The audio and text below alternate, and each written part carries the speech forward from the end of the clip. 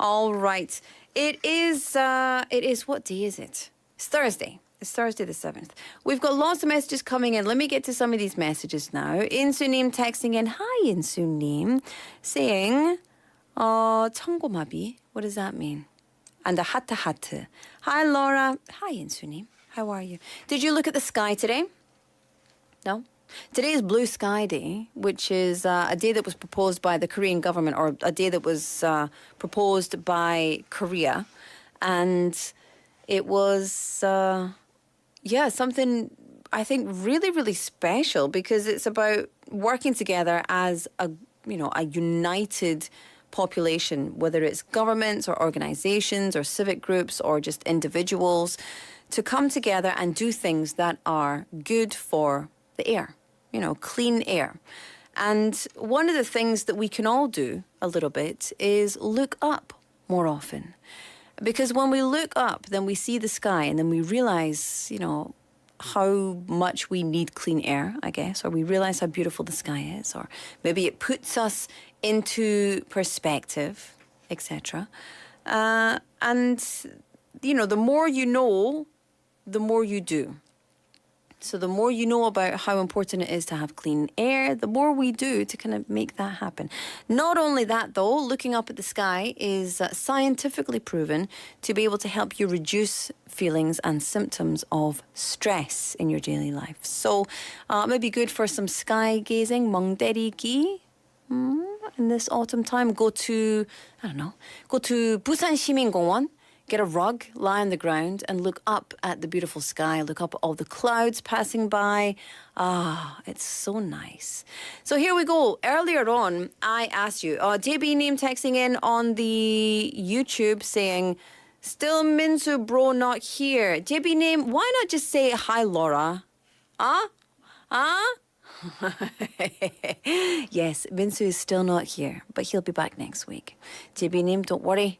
He's coming back. We all miss him, but he needs a holiday. He needs a big holiday. It's been about 4 years since he went anywhere. So we're going to let him have as much time as he needs to go and enjoy and relax and spend all that quality time and eat the food.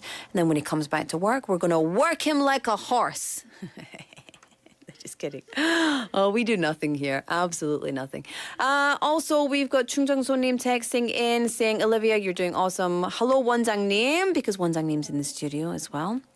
Saying welcome back. And also, 민수, 부탁해요. 주부로님 texting in saying the sky is higher and the horse is getting more weight. Yeah, I asked you, what is that? Is it a proverb? And then 수진림님 texting in, 잠깐만요. That's the same name as our 작가님. 임수진? Is it the same person? Saying 천고마비. Aha, that's what it means. 천고마비. Autumn is the season when the sky is high and the horses get fat. 맞아요. I didn't know that it was called 천고마비. It just said 천고마비 on the message. I was like, I don't know. That reminded me of 호랑나비 띠디띠디디딘딘. But anyway, JB Neem saying, after the fact, I love you, Laura. JB Neem, it's too late. It's too late for that. You can't backpedal now.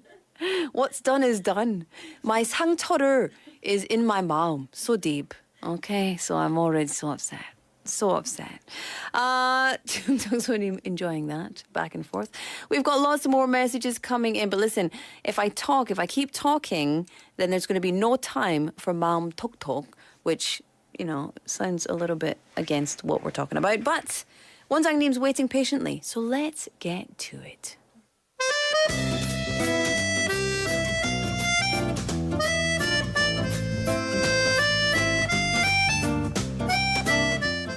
오정아의 마음톡톡.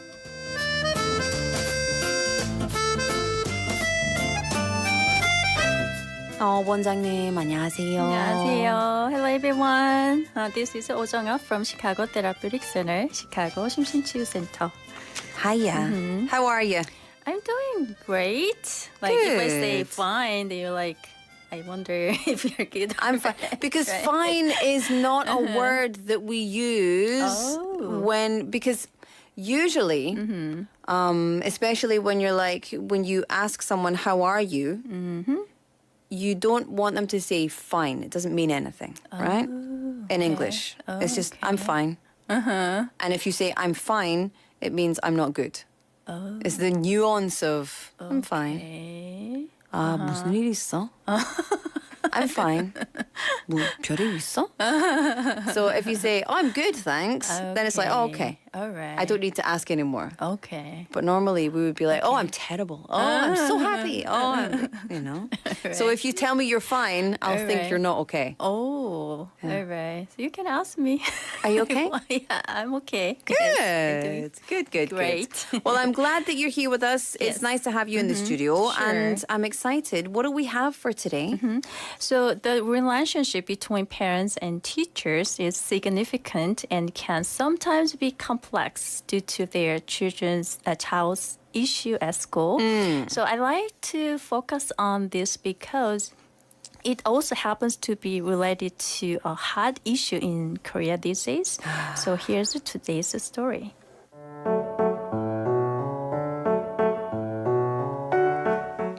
I'm the dad of a 10-year-old daughter. I'm concerned about my child's teacher at school. Lately, my child seems less happy and more stressed about learning. She said her teacher treated her unfairly, like calling out her mistakes in front of others. I want my child to feel better about school without causing any problems, but don't know what to do. How can I talk to the teacher without making things worse? Yeah, this is such a big issue these days, isn't it? Right. Okay. So let's refer to this writer as Aaron. It's clear that you care deeply about your daughter's well-being and her school experience. It's never easy to see your child feeling unhappy or stressed at school and generally overall. So Laura, what are your thoughts on Aaron's situation? So I think, I don't know if this is just my personality, but I think whenever there's an issue with my child, the most important thing is I get the issue sorted. But I'm not necessarily going to start blaming the teacher because teachers are humans. Right. My child is human. I'm a human. We're all just having like this human experience. Right. And so I would just have a meeting with the teacher. But I understand, especially in Korea and especially these days, it's a very sensitive issue, right? So It is, it's tricky. It's a tricky thing. It is tricky. The psychological term for a child's perceptions of unfairness is often referred to as a sense of injustice or perceived inequity. So 불공평함을 인지하거나 이제 느끼는 것을 얘기를 하는 거고요. Children, like adults, have a natural tendency to notice and react to situations they perceive as unjust, even if their understanding of fairness might differ from that of adults. So this sense of the injustice can influence their emotional responses, behaviors, and interactions with others. Yeah. So Laura, have you talked to your child's teacher to solve an issue that your child was complaining about? Have Yes. you done it? Yeah. Okay. Absolutely. And I'm very, very happy to approach, these issues. Like, I've had a problem with teachers when he was in his kindergarten. So I definitely had a problem with the teacher because the teacher was trying to make him eat. And he said, I'm not hungry. And she was like, 먹어야지. And we don't do that in my house. And especially, she's not his mother. So if he says, I'm not hungry, and she wants the right answer, then she needs to call me. Because ultimately, it's my job to protect him. It's not her job to be feeding him like that. And so I was really, really upset. And I called the 원장님 and I spoke to the 원장님. Okay. And I just kind of said, this is what happened. This is not okay. Don't do that again. But, she's not doing it to be mean, I think, which, a lot of teachers are just doing what they know best. Right. They're trying to help. And then I've spoken to his teacher when he was in grade 3 about a bullying issue, and they took it so seriously, and they were very active, and they really dealt with it wonderfully. But I think the thing is compassion for everybody in the situation, because like you said, people's understanding of fairness, unfairness, people's understanding of what is okay is not okay, everyone's different, and so we need to 배려, be compassionate, but also we need to be assertive. I don't want to, like, in my heart I'm like 호랑이 엄마 but I have to manage that emotion to be able to get exactly a constructive and helpful outcome for everybody. Oh, okay. Okay. But it's tough. It's really tough. Being a parent, like, that's one of the things that, because you just want to protect, you just want to jump in all the time. Yeah. But what about Aaron? If Aaron was in that situation, what could he think about? Right. So there is some question that he can, reflect, question that he can think about. And the first, can I recall any specific instances previously that my child shared with me about feeling treated unfairly? 우리 아이가 이전에 불공평함에 대해서 이전에 언급한 적이 있는가, 그거에 대해서 좀 생각해 보시고요. Two, what thoughts or concerns do I have about approaching the teacher? 선생님에게 그 얘기를 전달할 때 나는 어떤 생각들과 고민들이 있는지를 곰곰이 생각을 해보시고요. Three, have I tried to understand the teacher's point of view and the potential reasons for the teacher's actions? 선생님의 입장에 서서 어떤 이유로 그런 행동을 하셨는지를 한번 생각해 보시는 것도 좋겠고요. Four, what positive changes do I hope will result from this conversation, both for my child and for the classroom the dynamics? 이 대화를 통해서 우리 아이와 반의 역동에 어떤 긍정적 변화를 희망하는지 생각해 보시고요. Five, how can I ensure my child feels supported and empowered throughout this process? 이 과정을 통해서 어떻게 우리 아이가 지지를 받고 자신감을 가질 수 있도록 할 수 있는지 생각해 보시면 좋을 것 같습니다. By asking yourself these questions, you can reflect on a well-rounded understanding of your child, the teacher, and your feelings and the situation. I think, and I love all of those questions for self-reflection. And I think the last one is so important because what we see sometimes because I'm in education as well, what we see sometimes is that parents, although they're trying to be supportive, what they say with their words can often be quite dismissive. So, for example, the child feels a certain way and the parent can understand it from the teacher's perspective because they're both adults. So perhaps the parent says, oh no, but the teacher was just doing this, or the teacher just thought this. And what that does is it tells the child, your experience is not important and you're wrong. And that's not how you should be feeling because that's not what happened. And I think it's really important as a parent to be able to say, I understand that you're feeling like this. I understand why you would be feeling like this. Let's talk about it together and let's see if we can work it out together. And just affirming that it's okay to feel the way they feel. Right. Yeah. So if you keep dismissing your child's emotions and experiences, then obviously your child will stop sharing with you exactly what's going on. Yeah. So it'll be be careful on that. Yeah. You always need to be a safe place for your children to discuss everything. Right. Even all the bad, especially all the bad stuff. You want to encourage that conversation so that if there is something very serious in the future, they're going to feel safe to come and tell you and ask you for help instead of hiding it and possibly not being able to manage through. Yeah, so then the problem may get bigger and bigger later. Yeah, So, absolutely. Really, really good food for thought. What are some other things that Aaron might try? First of all, find a quiet and comfortable time to talk with your daughter. Make sure she is relaxed and open to discussing her feelings. So start by asking open-ended questions like, what happened at the time? So give your daughter your full attention and let her express her thoughts and feelings.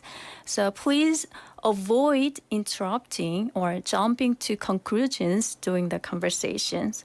Let her know that you understand her feelings and concerns, because validating her emotions and reassuring her that her feelings are important. Yeah, absolutely. Because that's what we want as adults, right? We want someone to say, oh, I understand that you feel like that. Right. Yeah, I understand that's tough for you. We don't want to be like, oh, you're making a big deal of it.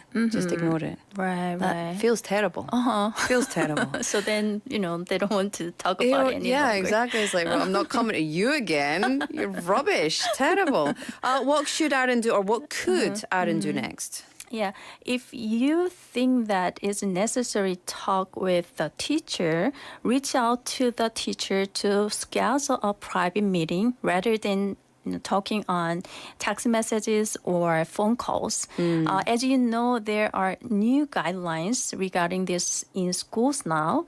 So this will allow you to have a one-on-one conversation where you can express your concerns openly and honestly without confusion or miscommunication. So when you meet the teacher, approach the conversation with a calm and non-confrontational tone. Yeah. Because, I mean, I've heard, and I can understand why, but also, wouldn't be my approach. But it's quite common for parents to express anger a lot in these type of parent-teacher meetings, right? Yeah. Yes, it might be common. However, it's not helpful. Yeah. Yeah. So the teacher might become defensive. He or she might take it out on the child. Right. That's why keeping a non-confrontational tone is really important. Yeah. So providing the teacher with a specific example for instance your child has mentioned it where she felt singled out or treated unfairly. Yeah. So while discussing your concerns, avoid placing blaming solely on the teacher. So allow the teacher to share his or her perspective as well, and express that you want to work together to ensure the best possible learning environment for your child. Absolutely. And I think it's also so important to 100% back your child, believe your child, trust them when they say, I'm not happy. Right. But also really give your backing to the teacher, because the teacher is there dealing with 20 kids, 30 kids, like sometimes more, Right. 40 kids.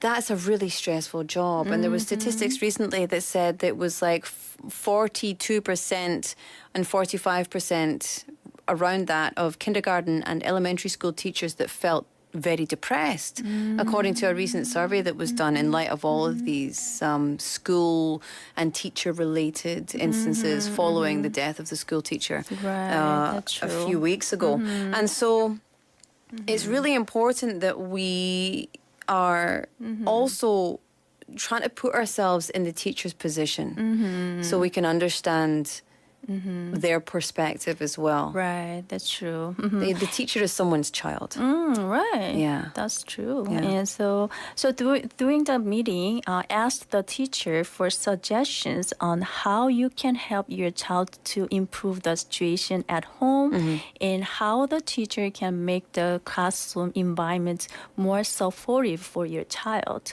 Remember, your aim is to foster productive dialogue and work collaboratively with the teacher for the well-being of your child. Yeah, absolutely. Teamwork, right? Right. Any other things? Respecting teachers goes beyond acknowledging their expertise. It's about valuing their dedication, hard work and commitment to providing quality education. So teachers invest countless hours in planning lessons, addressing individuals' needs, and nurturing a positive classroom atmosphere. So by showing respect to teachers, parents and students contribute to a harmonious educational environment. Yeah, absolutely. I mean, these are some really, really fundamental actions that we can take as parents, as teachers, as caregivers. Right. And, just in general, we can take this outside of this relationship dynamic and put it in the workplace. Right. And put it in, our other relationships as well. Just respecting each other's position. You don't have to agree, but working collaboratively, working together, it's always going to have a better outcome than 싸우는 거야. Nobody wants to do that. Yeah. Yeah, fantastic. Listen, thank you so much, 원장님, for Sure. this segment. Very, very relevant at the moment. And I'm sure it was very helpful to a lot of our listeners out there. Yeah, I hope so. Yeah. And we will see you same time next week. Sure. Yeah. Well, I'll be here next week then. We'll look forward to it. So Okay. until then, enjoy the rest of your week. Enjoy your weekend. All right, you too. And we'll see you soon. All right. I'll see you next Bye-bye. week. Bye-bye.